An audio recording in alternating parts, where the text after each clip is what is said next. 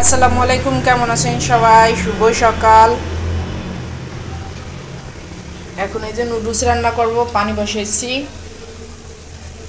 আজকে সবজি দিয়ে নুডলস রান্না করব, অবশ্যই ডিম দিব, কারণ এগুলো বাচ্চারা, আমার বাচ্চা তো মানে নয়াকারের না, খাতেই চায় না।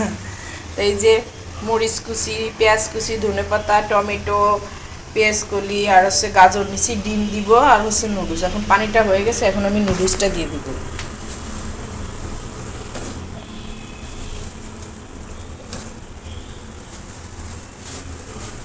ডিমটাই হবে এটা, ঢোক।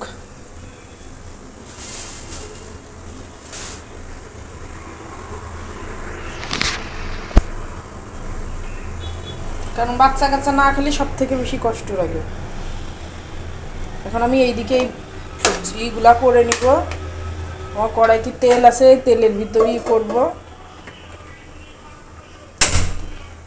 এখানে আমি বেরেস্তাটা করব। বেরেস্তার জন্য অলরেডি আমি পেঁয়াজ কাটছি, এই যে পেঁয়াজ কেটে রাখছি বেরেস্তার জন্য। একটু বেরেস্তা দিলে সেন্ট হবে।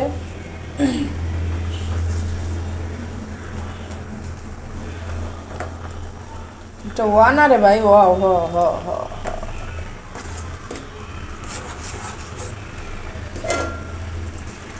আমার বাচ্চারা সবজি খেতে চায় না, তার জন্য আমি এইসব টেকনিক করি। কে কেমন করে জানি না, আমি মনে করি আমার বাচ্চারা যেভাবে পছন্দ করবে আমি ঠিক সেইভাবেই খাওয়াবো। এগুলো হচ্ছে কি,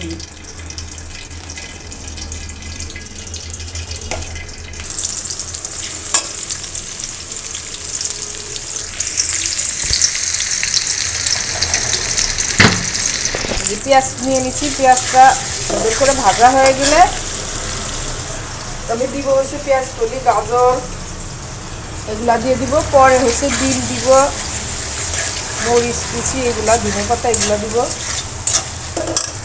এটা ভাজতে থাকি, পরে দেখা হচ্ছে। বেরেস্তা করা হয়ে গেছে, আর একটু তেল দিয়ে দিলাম। এখানে মরিচ কুচি, পেঁয়াজ কুচি দিয়ে দিব। ক্যামেরা ভাই কেমন করে ধরা হয়ে গেল।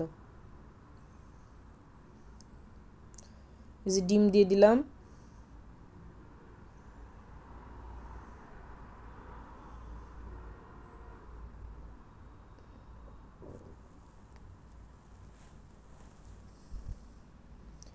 সুন্দর করে এটা ভাজা ভাজা হয়ে যাবে। যেহেতু বাচ্চাদের জন্য করতেছি, কারণ আমার ছেলেটা বিশেষ করে ও টোটাল কোনো সবজি খায় না।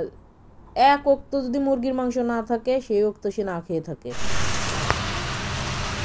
ওর জন্য সব কিছু করতে হয় এরকম ফাঁকিবাজি।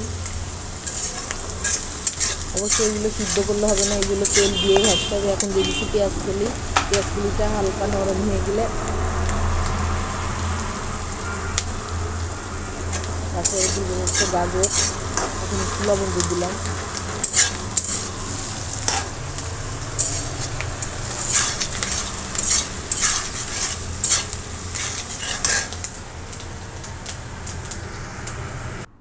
নুডলস তো না, সবজি খাওয়ানো হয়ে যাচ্ছে বাচ্চাদের।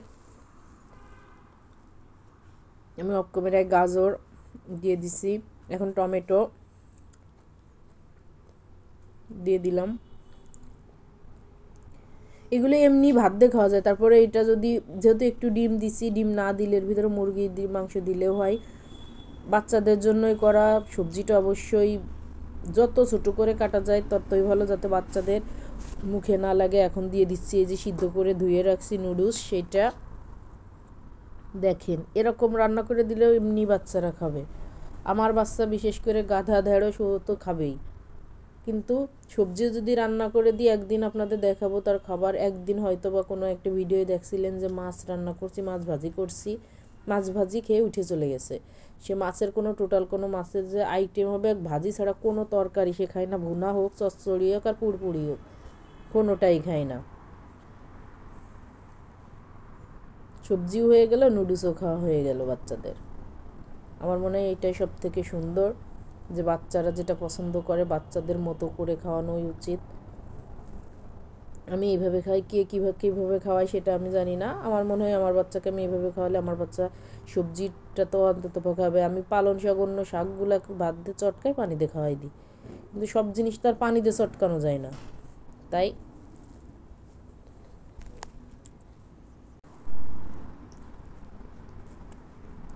সবজিটা দিয়ে নুডলসটা রান্না করতেছে অবশ্যই তেলটা বেশি দিতে হবে, কারণ এই নুডলসটা সবজিটা পুরো ঝরঝরে হবে, তারপরেই তো নামাতে হবে, না হলে নুডলসটা প্যান্তা প্যান্তা লাগবে, ভালো লাগবে না।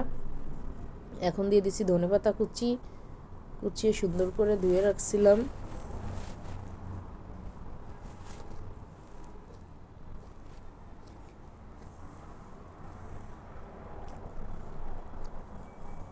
দেখতে এত লোভনীয় হয়েছে, বাচ্চারা বুঝবে না।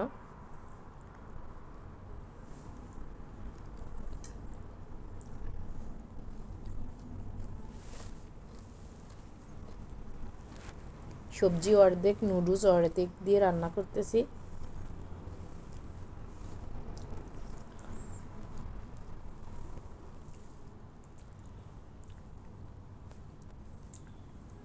কেমন হয়েছে আমার রান্নাটা অবশ্যই কমেন্টে জানাবেন, আমার ভিডিওর পাশে থাকবেন। মশলা দিছি, নুডলসে যে মশলা থাকে সেই মশলা হয়নি, যেহেতু আমি সবজি দিছি এখানে অনেক মশলার লবণে নুডলসেই হবে, সবজিতে তো আর হবে না, একটু কম হয়ে গেছে তাই আমি একটু সাদা লবণ দিয়ে দিলাম।